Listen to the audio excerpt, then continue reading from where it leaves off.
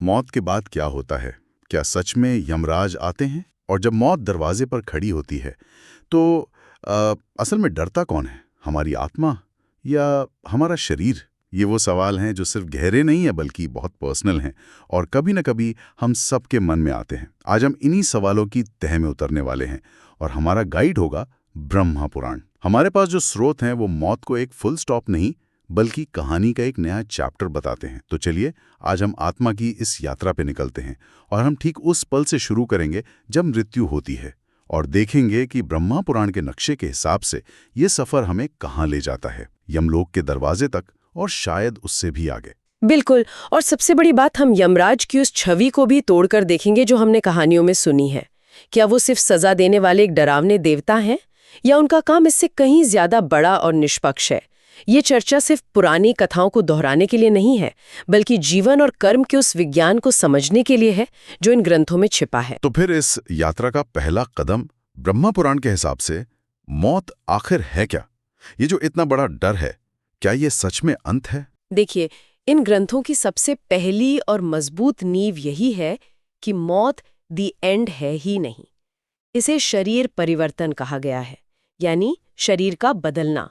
एक उपमा दी गई है जो बहुत सरल लेकिन गहरी है, जैसे हम पुराने या मैले कपड़े उतारकर नए पहन लेते हैं। ठीक वैसे ही आत्मा एक पुराने शरीर को छोड़ देती है। हाँ, एक कमजोर हो चुके शरीर को छोड़कर नया शरीर धारण कर लेती है। ये सुनने में बहुत सरल और तसल्ली देने वाला लगता है, लेकिन इसे मानना उतना ही मुश्किल है क्योंकि हम तो अपनी पूरी जिंदगी इसी शरीर को, इसी चेहरे को मैं मानकर जीते हैं। मैं ऐसा दिखता हूँ, मेरी उम्र इतनी है। इस पहचान को छोड़ने का ख्याल ही तो डराता है। ये शरीर है ही नहीं। शरीर तो एक गाड़ी की तरह है और आत्मा उसकी ड्राइवर है। गाड़ी पुरानी होगी, खराब होगी, एक दिन छूट जाएगी, लेकिन ड्राइवर तो वही रहता है। तो मूल सिद्धांत ये है कि शरीर नश्वर है पर आत्मा, जो असली सत्ता है, वो शाश्वत है। ठीक है, तो अगर शरीर यहीं रह जाता है तो यात्रा कौन करता है? आपने गाड़ी और ड्राइवर का उदाहरण दिया, तो ये ड्राइवर यानी आत्मा अपने साथ क्या क्या लेकर जाती है? यहीं पर सूक्ष्म शरीर का कॉन्सेप्ट आता है ना? हाँ, और यहाँ बात और दिलचस्प हो जाती है। हमारे अस्तित्व के 3 स्तर बताए गए हैं, 3 शरीर। पहला स्थूल शरीर, यानी ये फिजिकल बॉडी जिसे हम देख छू सकते हैं और जो यही मिट्टी में मिल जाती है। दूसरा है सूक्ष्म शरीर और असली यात्री यही है और ये अपने साथ पूरा का पूरा डेटा लेकर जाता है। डेटा? किस तरह का डेटा? इसे ऐसे समझिए, अगर स्थूल शरीर एक कंप्यूटर का हार्डवेयर है तो सूक्ष्म शरीर उसका ऑपरेटिंग सिस्टम और सारी फाइल्स हैं। इसमें हमारा मन, हमारी बुद्धि, हमारा अहंकार, हमारी सारी यादें, इच्छाएं और सबसे जरूरी हमारे जीवन भर के कर्मों का पूरा हिसाब किताब, सब कुछ इसी में रिकॉर्डेड होता है। अच्छा। और एक तीसरा सबसे गहरा शरीर भी है, कारण शरीर। इसे आप हमारी आत्मा का सोर्स कोड समझ सकते हैं, जहां हमारे जन्म जन्मांतर के संस्कार बीज के रूप में जमा होते हैं।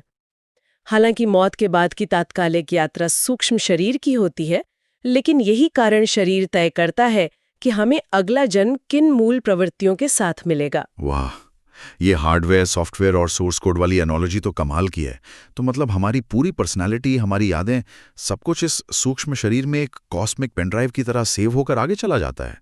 और ये शरीर से अलग कैसे होता है? क्या कोई स्विच ऑफ बटन है? स्विच ऑफ बटन तो नहीं, पर एक प्रक्रिया जरूर है। पुराणों में वर्णन है कि मृत्यु के समय शरीर की सारी जैविक ऊर्जा, जिसे प्राण कहते हैं, वो शरीर के निचले हिस्सों से सिमटकर ऊपर की ओर खिंचने लगती है। अच्छा। और हृदय या सिर के पास केंद्रित हो जाती है। फिर ये सूक्ष्म शरीर यानी आत्मा अपने डेटा के साथ शरीर के 9 मुख्य द्वारों में से किसी एक से बाहर निकलती है। योगिक परंपरा में सिर के सबसे ऊपरी हिस्से ब्रह्मरंध्र को सबसे उत्तम निकास द्वार माना गया है। बिल्कुल, अंते मति सो गति, यानी अंत समय में जैसी आपकी मति या चेतना होगी वैसी ही आपकी गति होगी। उस आखिरी पल में आपके मन पर जो इच्छा, जो याद या जो डर सबसे ज्यादा हावी होता है, वो एक चुंबक की तरह आत्मा को वैसे ही लोक या वैसी ही योनि की ओर खींच लेता है। एक मिनट, यहाँ मुझे एक प्रैक्टिकल सवाल पूछना है। ज्यादातर मौतें तो अचानक किसी एक्सीडेंट में या लंबी बीमारी में बेहोशी की हालत में होती हैं। उस हालत में अंतिम विचार का क्या मतलब हुआ? जब इंसान सोचने समझने की हालत में ही नहीं है, तब क्या होता है? ये बहुत ही महत्वपूर्ण सवाल है। देखिए, अंतिम विचार का मतलब सिर्फ वो लिटरल थॉट नहीं है जो मरते समय दिमाग में आया। इसका गहरा मतलब है आपके जीवन भर की कमाई।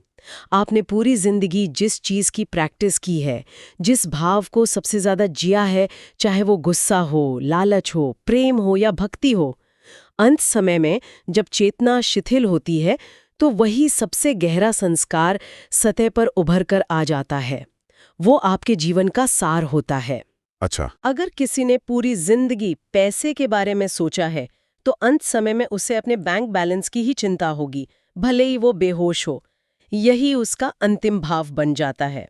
अच्छा, तो आत्मा अपने कर्मों की हार्ड ड्राइव और अपने जीवन के सार वाले अंतिम विचार को लेकर निकल पड़ती है। पर क्या ये यात्रा वो अकेले करती है? मैंने सुना है कि कोई उसे लेने भी आता है। ये यमदूत और देवदूत की जो बात है वो यहीं पर आती है क्या? हाँ, बिल्कुल यहीं पर। और किससे कौन लेने आएगा ये पूरी तरह आत्मा के कर्मों और उसकी चेतना की वाइब्रेशन पर निर्भर करता है। पुराणों में इस बात को लेकर कोई भ्रम नहीं है। जिसने जीवन भर पाप किए हैं, दूसरों को सताया है, अधर्म का रास्ता चुना है, उस आत्मा को लेने के लिए यमदूत आते हैं। उनका स्वरूप बड़ा भयावह बताया गया है। काले रंग के, बड़ी बड़ी आंखों वाले, हाथ में पाश और दंड लिए हुए। और वो करते क्या है? वो आते ही उस आत्मा को उसके जीवन भर के बुरे कर्मों की एक फिल्म दिखाते हैं, एक तरह का फ्लैशबैक। और फिर उसे जबरदस्ती बलपूर्वक खींचकर यमलोक की यातना भरी यात्रा पर ले जाते हैं। वहीं दूसरी तरफ जिसने पुण्य कर्म किए हैं, धर्म का जीवन जिया है, उस पुण्यात्मा को लेने देवदूत आते हैं। उनका स्वरूप प्रकाशमय, शांत और सुंदर बताया गया है। वो आत्मा को कोई कष्ट नहीं देते, बल्कि पूरे सम्मान के साथ किसी विमान में बिठाकर स्वर्ग या दूसरे उच्च लोकों की ओर ले जाते हैं। ये तो नियर डेथ एक्सपीरियंसेस में बताए जाने वाली बातों से बहुत मिलता जुलता है। कुछ लोग एक डरावने अंधकार भरे टनल की बात करते हैं और कुछ एक बहुत ही पीसफुल रोशनी वाले अनुभव की। क्या ये वही बात है जिसे हमारे पुराण हजारों साल पहले बता चुके हैं? आप इसे बिल्कुल जोड़कर देख सकते हैं। ये कमाल का कनेक्शन है। अनुभव हमेशा व्यक्तिपरक होता है। आपकी चेतना जैसी होगी, आपको अनुभव भी वैसा ही मिलेगा। अगर आपके भीतर अपराध बोध और पाप का भारीपन है तो आपको यमदूत दिखेंगे। अगर आपके भीतर शांति और पुण्य का प्रकाश है तो आपको देवदूत दिखेंगे। वो भारी शक्तियां होने के साथ साथ हमारी अपनी आंतरिक अवस्था का प्रतिबिंब भी है। तो फिर डर, ये जो मौत का डर है, जब वो भयावह यमदूत सामने खड़े होते हैं, तो डरता कौन है? वो शाश्वत आत्मा या कोई और? यही इस पूरे मनोविज्ञान का सबसे गहरा बिंदु है। डर आत्मा को नहीं लगता। आत्मा तो शुद्ध चैतन्य है, वो सिर्फ एक साक्षी है, एक ऑब्जर्वर। डर लगता है अहंकार को, उस मन को जो सूक्ष्म शरीर का हिस्सा है। ये अहंकार ही तो है जो पूरी जिंदगी चिल्लाता है, ये मेरा शरीर है, ये मेरा घर है, ये मेरे बच्चे हैं, ये मेरी दौलत है। जब मौत आकर ये सब कुछ छीनने लगती है तो इसी मैं और मेरे वाले भाव को तकलीफ होती है। इसी अहंकार की चीख निकलती है। ये तो मनोविज्ञान में जिसे ईगो डेथ कहते हैं, उससे काफी मिलता जुलता है। यानी मैं और मेरा वाले भाव का खत्म हो जाना। तो क्या इन ग्रंथों में इस अहंकार को जीते जी काबू में करने या कम करने का कोई रास्ता भी बताया गया है, ताकि मौत का सफर आसान हो जाए? बिल्कुल। पूरा का पूरा योग और अध्यात्म इसी अहंकार को साधने का ही तो विज्ञान है। निष्काम कर्म यानी बिना फल की इच्छा के कर्म करना, ध्यान यानी अपने मन के विचारों का साक्षी बनना, भक्ति यानी ईश्वर को सब कुछ समर्पित कर देना। ये सारे रास्ते इसी अहंकार को गलाने के लिए हैं, ताकि जब मौत आए तो आपको ये न लगे कि मेरा कुछ छूट रहा है। आपको लगे कि जो मेरा था ही नहीं, बस वहीं जा रहा है। कमाल है। और इस पूरी प्रक्रिया के, इस कॉस्मिक जस्टिस सिस्टम के केंद्र में है यमराज। जी। हमारी कहानियों, टीवी सीरियल्स में तो उनकी छवि एक ऐसे देवता की है जिनका नाम सुनकर ही डर लगता है। भैंसे पर बैठे, हाथ में गदा लिए। ब्रह्म पुराण उनकी असली भूमिका के बारे में क्या कहता है? ये शायद सबसे बड़ा मिथक है जिसे ये पुराण तोड़ते हैं। यमराज मृत्यु के देव नहीं, न्याय के देव है। उनका असली नाम धर्मराज यानी धर्म और न्याय के राजा। उनका काम किसी को मनमाने ढंग से सजा देना या डराना नहीं है, बल्कि एक निष्पक्ष जज की तरह फैसला सुनाना है। वाह, तो ये पूरा एक कॉस्मिक जुडिशियल सिस्टम है और इसके चीफ जस्टिस हैं यमराज। ये छवि तो उस भैंसे पर बैठे गदाधारी यमराज से बिल्कुल अलग है। लेकिन मेरा एक सवाल है, अगर वो सिर्फ जज हैं तो फिर उनके दूतों का रूप इतना डरावना क्यों बताया गया है? न्याय हमेशा डराकर ही क्यों दिया जाता है? बहुत अच्छा सवाल है। इसे दो तरह से समझा जा सकता है। एक, कि न्याय के दो पहलू होते हैं, सज्जनों का संरक्षण और दुर्जनों को दंड। पुलिस का रूप एक आम आदमी के लिए सुरक्षा का प्रतीक है, लेकिन एक चोर के लिए डर का। तो यमदूतों का भयावह रूप सिर्फ पापियों के लिए है। दूसरा और ज्यादा गहरा नजरिया ये है कि वो रूप भी हमारी ही चेतना का प्रतिबिंब है। हमारे अपने कर्मों का डर और अपराध बोध ही हमें यमदूत के रूप में भयानक दिखता है। एक पुण्यात्मा को तो वो भी सौम्य ही दिखेंगे। यमराज के दरबार में चित्रगुप्त नाम के मुनीम हैं, जिनके पास हमारे हर कर्म का, हर सोच का बही खाता है।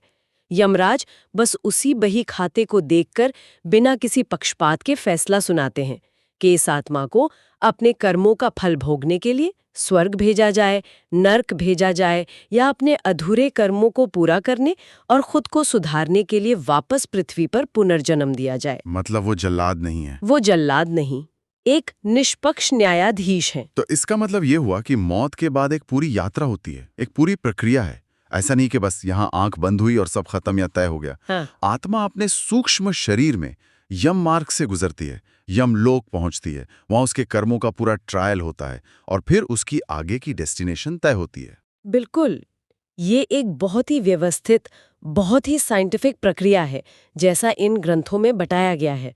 इसमें कोई केओस नहीं है, कोई रैंडमनेस नहीं है। हर चीज कर्म के नियम से बंधी हुई है। ये एक पूरी यात्रा है जिसे हर आत्मा को अपने कर्मों की गठरी के साथ पूरा करना होता है। तो आज की इस पूरी बातचीत से जो तस्वीर उभर रही है वो तो हमारी सोच से बिल्कुल अलग है। मौत एक भयानक अंत नहीं, बल्कि एक पड़ाव है, एक बदलाव है। यमराज एक डरावने विलन नहीं, बल्कि एक निष्पक्ष जज हैं।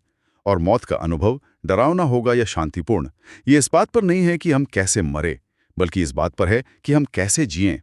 किसी ने बहुत खूब कहा है, जिसने जीवन को ठीक से जीना सीख लिया उसे मौत कभी डरा नहीं सकती। बिल्कुल सही सार निकाला आपने। इसका सबसे गहरा संदेश यही है कि हमें डर मौत का नहीं होना चाहिए। डर होना चाहिए एक बेमतलब, एक अधूरे और अशुद्ध कर्मों वाले जीवन का। अगर जीवन में कर्म सही है, मन में शांति है और चेतना अपने असली स्वरूप से जुड़ी है, तो यही मौत, जो दूसरों के लिए डर का दरवाजा है, वो आपके लिए मुक्ति का द्वार बन जाती है। सही बात है। ये अंत नहीं, बल्कि एक बेहतर, एक ऊंची दुनिया में एक नई शुरुआत है। इस पूरी चर्चा से एक विचार मन में अटक गया है, जो शायद हमारे सुनने वालों को भी सोचने पे मजबूर करेगा। और वो विचार ये है कि अगर मौत के समय का हमारा एक अंतिम विचार हमारी पूरी अगली यात्रा की दिशा तय कर सकता है, तो आज हम अपने मन में हर दिन, हर घंटे, हर पल जो हजारों विचार बना रहे हैं, जो आदतें डाल रहे हैं, वो असल में हमें किस अंतिम यात्रा के लिए तैयार कर रही हैं।